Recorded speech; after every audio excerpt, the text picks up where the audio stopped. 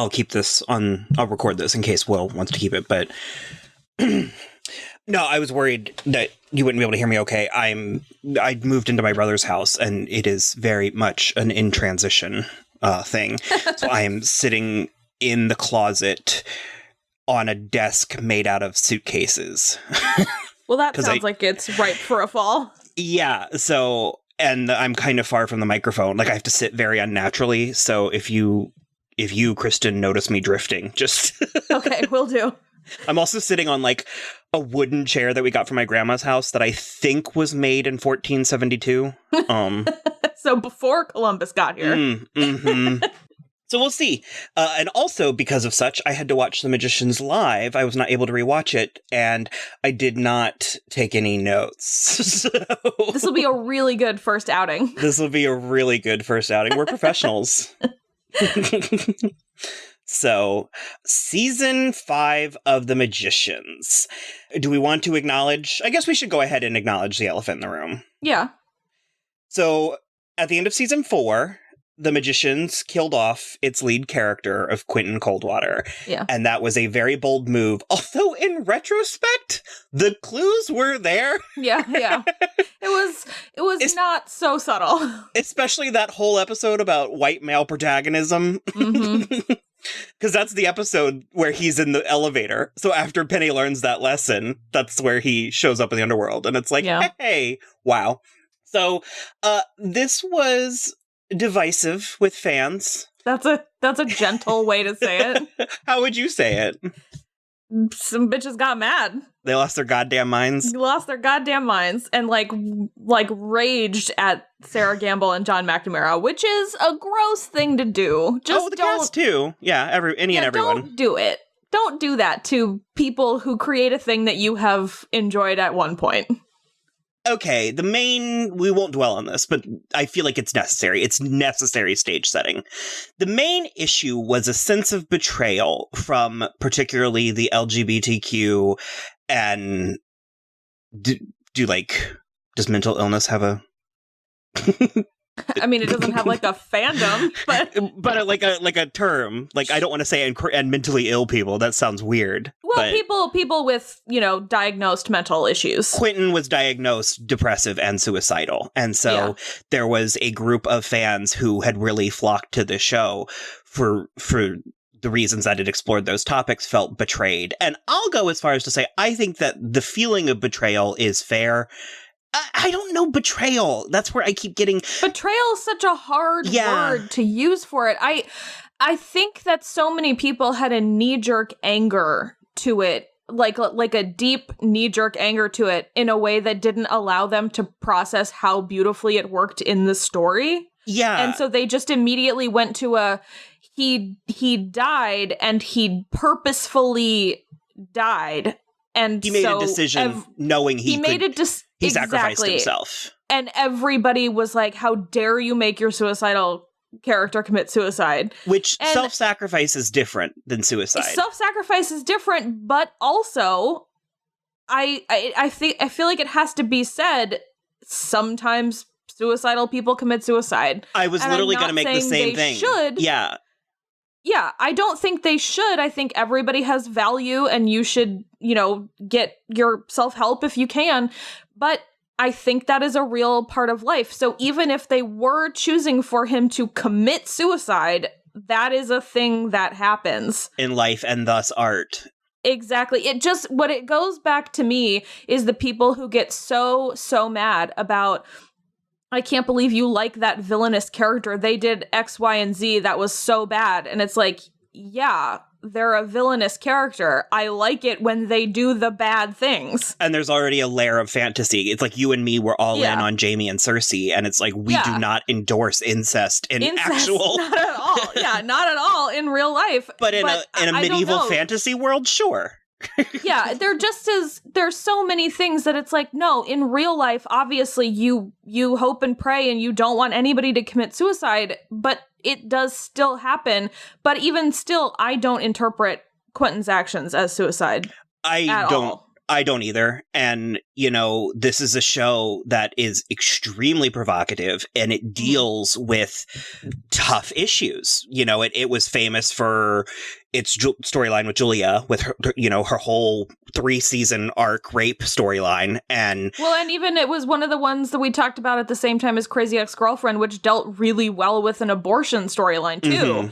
And Glow at the same time.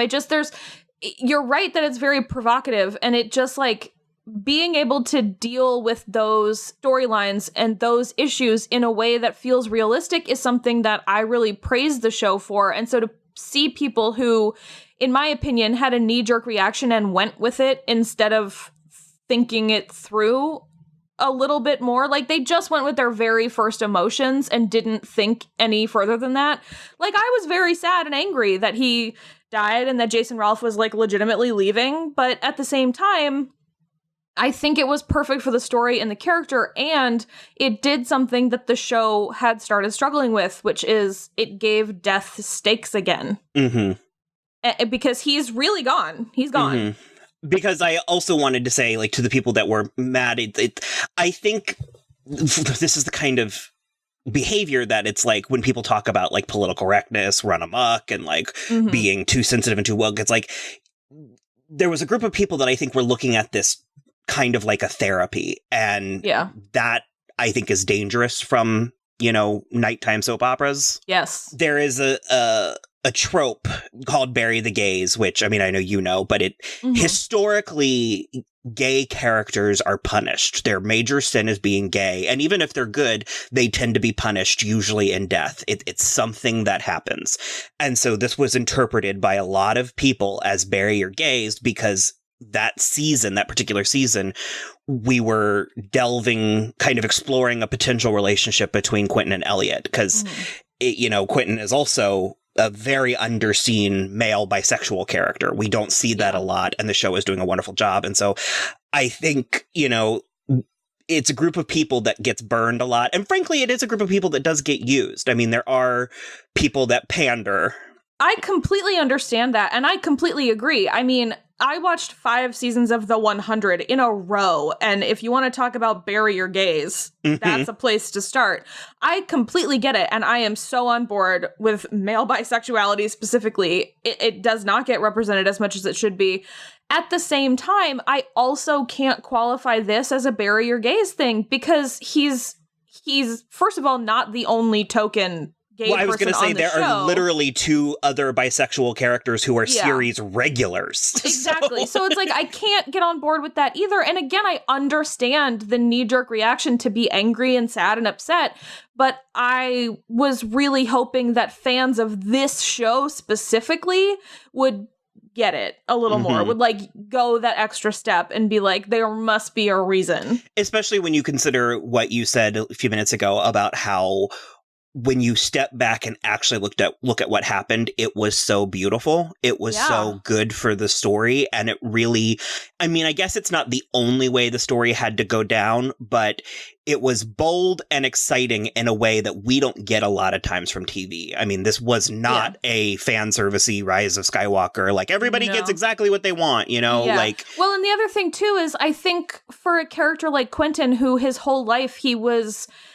searching for this thing that he only found in books, and then he finally found magic, and he finally found the actual thing from the books, but he still had never actually found a true place in the world to have done something that gave his life meaning, even if it was in his death. I think that's more profound than having him come out of it the other end totally fine. That would have cheapened the whole season, I think, and his whole character. And it also, you have to consider the show. It's like, if people wanted a David and, what is it, Michael from Schitt's Creek?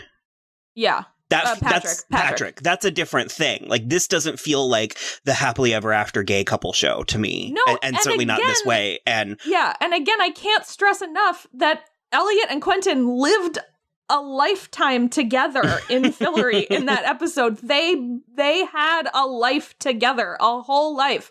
They were old when they died. I know that we didn't see it, but I get to the point where I'm just like, go and read some fan fiction. Like, I can't help you if that's what you get stuck on. And kind of the last thing that I do want to say is that as much as we talk about how subversive this show is and how much it breaks boundaries, part of subverting genres is the moments when you lean into to tropes and the moments where, I mean, if you're always doing the opposite of what people expect, that becomes predictable. So there are times where it's like you do have to zig instead of zag, and it just like, yeah, I totally agree. This was a moment where the hero needed to make a sacrifice, and I like. You know, I am shrug emoji. I don't really know what else to say. And I mean, I cried. Do you remember? Yes, I like me too. It was very sad. And then they started all singing "Take on Me" around a bonfire. I can't listen. It comes on the radio. Me neither. It's awful. It's changed. It's fundamentally changed the song for me. Plus, I mean, I accept that he's gone. I believe that he's gone, and I accept that he's gone. But I do predict that we will absolutely see him on screen again. And Jason Ralph will show back up. And in a scene with Hale Appleman, we will see the two of them share the screen again before the show is over. Before the show is over, for sure. Even if it just is Eliot is dying at the end and he's going to be with Quentin. Something like that will absolutely happen. So now that we're 11 minutes into this, I think it's a first episode. We usually go long for our first episodes, and also I think it was a needed establishment because I was curious if people were gonna still be as angry, and they really are. You had said that, but they really are. They really, really are. I was in the U tag. I think I said this on another episode. I was in the U tag on Tumblr, and I saw so many people who were like, basically like, shouting into the void at Sarah Gamble, like, "I'm not watching your show, you stupid cunt." And I was like, whoa. Why is everybody taking it out on her? Because she's a woman? Because she created The Magicians, the show. Well, I mean, she's one of like 4 producers though, right? The way that her career has happened, I think she has kind of an unusual amount of creative control. Oh, okay. And she's in the writer's room. Yeah. If you've made it this far into our episode and you're one of those people, stop cyberbullying the cast. They're not, even if you're being quote unquote polite or thanking them, it's like, it's not that this is a job for them. Yeah. Like, it is a job. They are not in the writer's room. This is not Lady Gaga in her like therapy bus outside of the Born This Way tour. No. Like, just like, they don't even remember the words when they're done. So it's not their responsibility to pick your heart up and put it back together. Like, I was going through Arjun Gupta's Twitter, and bless him, he's taking it seriously, but it's like, man, people. So anyways, that's I did really quick before we move on. I just was going to say, I appreciated the opportunity to go back to this plot 1 year later, like having had 1 year to think about it and process it. I think it was good for us to talk about. Revisit. 1 episode is aired, and I saw a lot of people kind of being like, ugh, the magic's gone. I tried. And I'm like, we are 1 episode in. 1 episode in this season. Last season's premiere was not very good either. Well, they did start getting people back together, but yeah, it's the kind of thing that's like, we're in this for the long haul. So if we get like 7 or 8 episodes in and it's bad, and if we think it's bad, we'll admit it. But yeah. So starting with this episode, it was called Do Crazy Things, maybe? Do something crazy. You know, you want to know what didn't dawn on me until I was literally watching this? I was like, I know this is absolutely an ensemble show, but I was like, for argument's sake, is this now Julia's show? Stella's first build. Oh, then yes. Yeah, in that case, yes. I was going to say it's a Julia, Eliot, Margot show. Yeah. Teen Wolf had a similar revolving door with its cast, but it would kind of like be if they got rid of Styles, Scott in season 4. And it's like, Is it Lydia's show? She was first billed, and I think the quest fell on her pretty much. Well, she took it. That pig man did not want to give it to her. You mean the literal sexist pig? Yeah. That was so funny. So Magicians, too. He just kept talking to her about hysteria, too. And I was like, I swear to God. He offered to massage her pelvic floor. He really did. Disgusting. But he was super polite. It was like almost charming. Well, he seemed Victorian. Yeah, he said something about her corset being too tight. And she's like, I'm going to blow past that. Yeah. And bafflingly portrayed by Sean Maguire. Was it? Okay, I saw some stuff on the internet and I was like, surely not. And then you just confirmed it.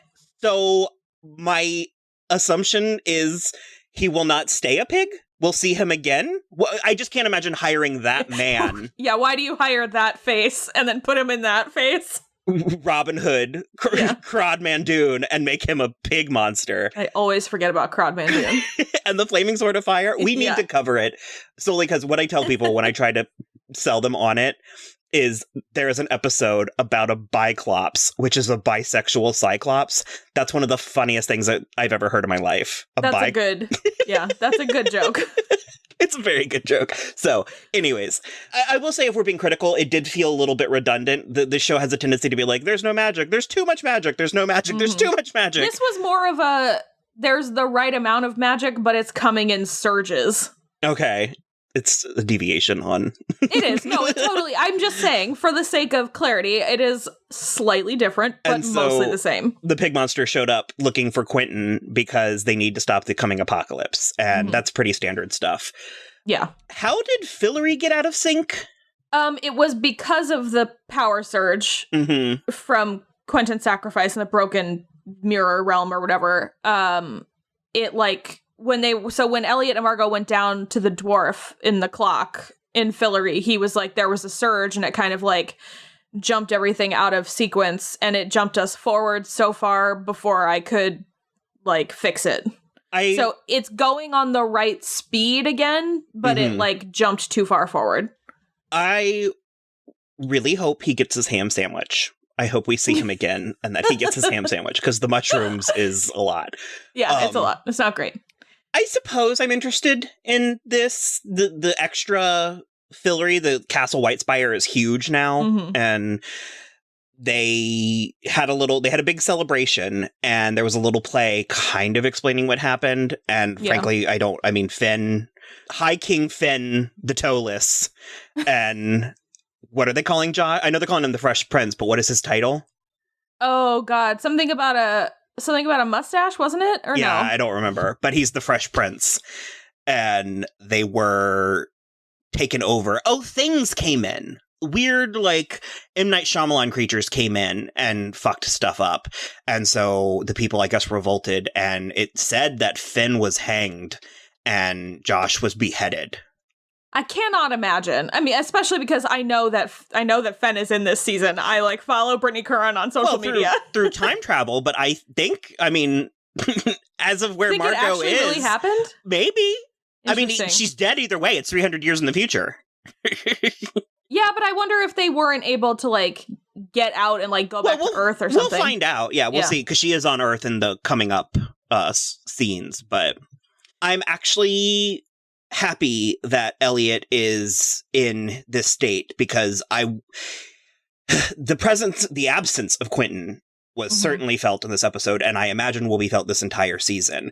I think we're gonna do a Fred Andrews with Quentin. I'm predicting episode 4 for when Eliot hits the fucking wall. Okay, that feels late. Maybe 3, but it'll probably be next week. To me, I was gonna say, to me, it mostly feels late because at this point, Margot is captured as well. So he's like totally alone in a hostile Fillory.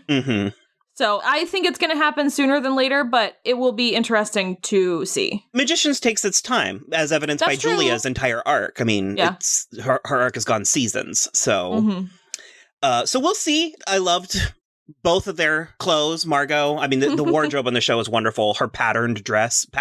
We haven't gotten a lot of patterns from the Fillorian, high. Yeah, and we all know how much I like a bold floral. So... Did Eliot have his beard? Did it have a beard last season? It felt new to me. I think it might be kind of like a depression beard. Yeah. Oh, I liked it. He had a beard and his hair is like properly long now and he was wearing eye makeup. And I don't always love eye makeup on men, but it was working. It suits Hale Appleman and his dark eyes. Because of the magic surges, there are like hella students now. Like anyone who even, remotely has magic, it's like blowing out their fingertips, I guess. Yeah. And so Breakbills is like overcrowded. That was my favorite joke of the episode when Dean Fogg was like, it's like we're like a state school. That is a burn. Also, students are like literally blowing up left and right. So. Yeah, he said several of them have blown themselves up, which is actually great for admissions, but also terrible. A newly sober Dean Fogg. I don't think it'll last. No, I don't think it'll last either, but I was disappointed. It's weird to be rooting for someone's alcoholism. Mm-hmm. Well, he said it. He was a functional alcoholic, so yeah, he was fine. I do love that he only made himself known because he dropped a bottle of scotch that he was just trying to smell. So Penny, this is Penny 40, correct? Penny 43 or 23. 23. 40s in the underworld. So Penny 23 and Julia are kind of dating, and that dress she was wearing in the very beginning was pretty great. Yeah, I will be super interested to watch Stella Maeve's expanding baby belly this season. I think she's going to have a lot of coats. I think she's going to have a lot of coats, and Will mentioned he thought she might just be, like, carrying a lot of stuff. I'm looking forward to it. I always love when TV shows have to work around a baby belly for a woman who's not supposed to be pregnant. We've said this once before, but honestly, one of my favorite pregnancies of all time was Rebecca Romaine's on Ugly Betty, because they just didn't acknowledge it. Yeah, she just was pregnant. She just was they just put a chunky belt on her, and I was like, you know what? Audiences are sophisticated. Like, they just kind of were like, she's fine. And I was like, okay, cool. Yeah, I'm fine with that. But Penny was brought in to be the new teacher for the Travelers. Yeah, because now they have a bunch. Yeah, because he was really rare, and now that there's so many students, there's, like, consequentially a lot more Travelers. So that he has, like, 4 students that he was pulling a real Michelle Pfeiffer with. Yeah, he has a student, she seems like a new character named Merritt, and so far, I'm getting untrustworthy vibes from her. Untrustworthy? Yeah.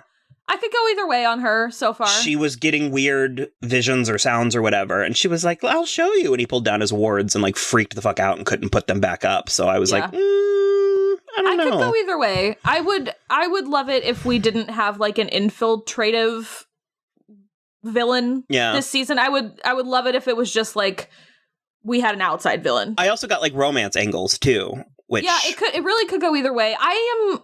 I'm not into Penny 23 and Julia, but I'm not like all the way in it, so I could be fine if he got another love interest. Mm-hmm. I could go either way. And then I guess it was Katie and Pete. And I forgot his name. Thank you for saying it. I like him a lot. I like him a lot, too. They were trying to help the hedge witches, because the hedge witches had this weird mark put on them by the library. Yeah. It was to help them with the blood magic or something. It was a whole thing last season, but now that magic is back, basically they don't need it anymore, especially because it will kill the hedge witch if they cast. Yeah. So the library is supposed to take... They said they were going to take them all off, and then they just sort of, as we saw with Alice's storyline, which we'll get to in a second, the library kind of just fucked off, and so nobody's taking the marks off the hedge witches.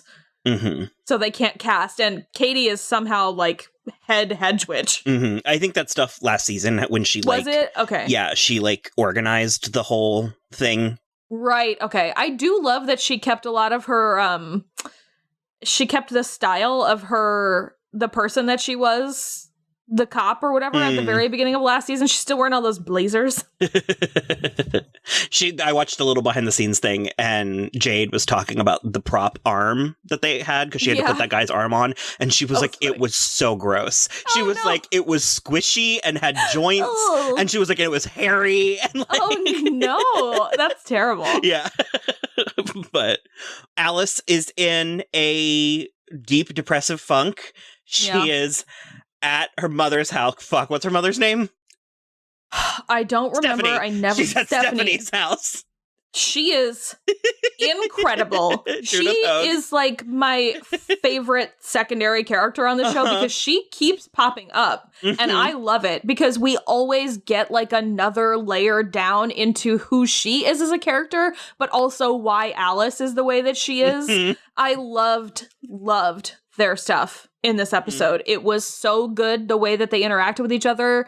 I mean, Alice was like almost they had a very strained relationship. She wasn't she was a very selfish mother. Yeah. And it seems to have settled into something a little bit nicer. And I think that that Stephanie is taking the right approach when telling Alice what to do, which is she's the one who says, do something crazy. Mm-hmm. She was like, if you need if you need to do something crazy to help yourself, do something crazy. Which I think that advice was great. However, what Alice interpreted as the crazy thing to do was not. So Alice, I feel like in the future, we should be careful of telling Alice to go crazy because she has a tendency to take that she has the capacity to do run with it. And girl is trying to make a Quentin Golem, and I am not here for it. Well, isn't the Golem still out there somewhere? Somewhere, but that is like a whole different thing because that's really played as a joke. Yeah. Alice is trying to make a Quentin Golem so that she's like not alone anymore. And I loved the way that they planted the little seed because when Dean Fogg is bringing Penny 23 to break bills, he's like, someone stole our entire supply of living clay. I was like, that's going to come back. And then it sure did. And it's a bad idea. I think we're going to end up with a Pet Cemetery-esque thing. Yeah, and it's also definitely not going to be Jason Ralph, so... That's the part that is a little bit bold of the storytellers to tease. Yeah. To tease an emotionally compromised audience with... Right out of the gate. But, yeah, so I think it was a fine premiere. It wasn't stellar. Like, I wasn't like, oh my god! But, well, we'll see. Like, spectacular, but I mean, usually the spectacular stuff is, like, in the middle of the season and the end of the season. So I really liked it. I thought it was good. I love being with these characters again. I always love the Margot and Eliot stuff. And I agree with you. I enjoy Eliot's current state because it is interesting and he's being very deliberately in denial.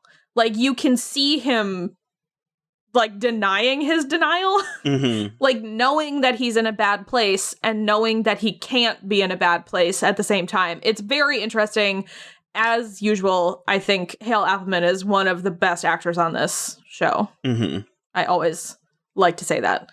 But yeah, I mean, I mostly loved it. I think I did feel something missing, but I also think that was by design, and they addressed it head on. I was going to say, I also did feel something missing, but that thing didn't necessarily feel like Quentin. Like, it's like... Yeah. Like, if he were in this episode, do you know what I don't know. I don't know how to describe it, how to explain it. I kind of get it. I'm curious to see what the new normal will be, how these pieces realign. So. Yeah, me too. I'm very excited. I will say one thing. I would love it if we were a little more unified this season.